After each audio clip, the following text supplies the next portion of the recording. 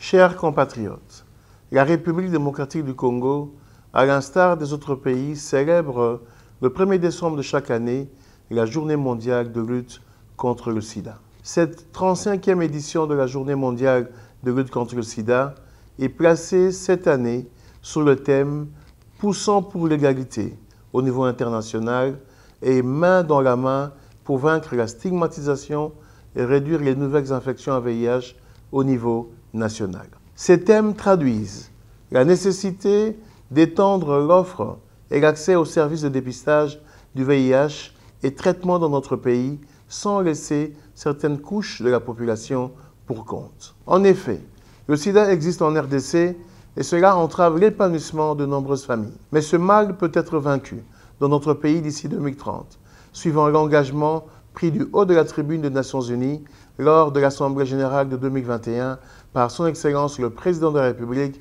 chef de l'État, et ce, conformément aux objectifs de développement durable. Dans le contexte de couverture santé universelle, déjà en marche en RDC,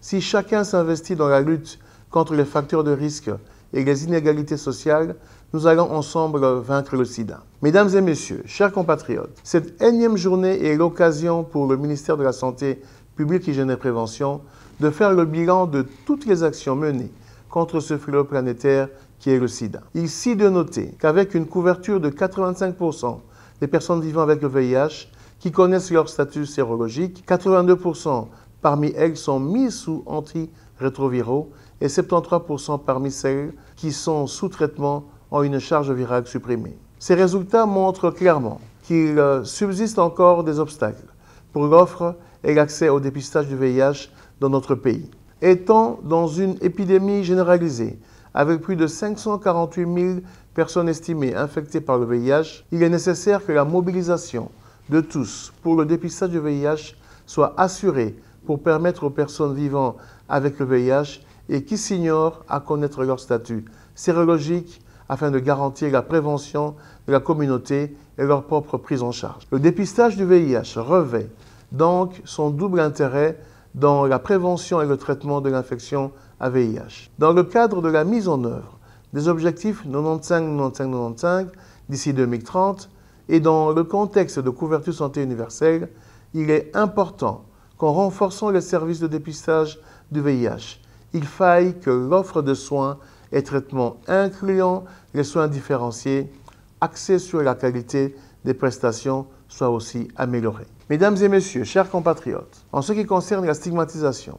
la discrimination et l'exclusion des personnes vivant avec le VIH dans tous les secteurs de la vie nationale, il est nécessaire d'intensifier la sensibilisation contre ces pratiques sous toutes ses formes, car il existe une loi de juillet 2008 portant protection des droits des personnes vivant avec le VIH et des personnes affectées. Bien que cette loi existe, il reste encore du chemin à parcourir,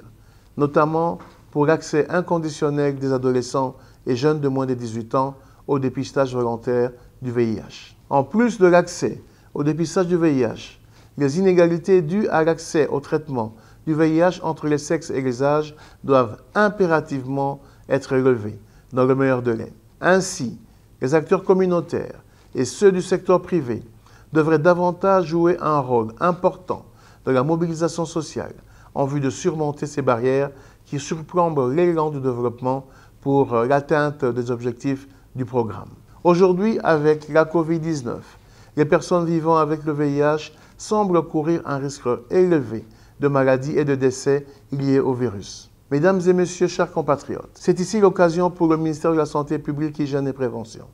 de remercier tous les partenaires techniques et financiers qui nous accompagnent dans la lutte contre le sida pour leurs nombreux appuis et contributions. Nous croyons qu'ensemble, nous allons rapidement obtenir de bons résultats et évoluer vers l'atteinte des objectifs 95-95-95 avant 2030. Voilà pourquoi nous lançons un vibrant appel à tous les acteurs engagés dans la riposte au VIH, autorités politiques, acteurs de la société civile, du secteur privé et les partenaires au développement à s'engager plus qu'hier dans un esprit de partenariat pour une riposte efficace et coordonnée. La solidarité mondiale et la responsabilité partagée sont des éléments essentiels dont nous avons besoin si nous voulons mettre fin au VIH-Sida et au Covid-19. Je ne saurais terminer cette adresse sans saisir l'opportunité qui m'est offerte pour remercier le chef de l'État, son Excellence Félix-Antoine Tshisekedi Tshilombo et son gouvernement,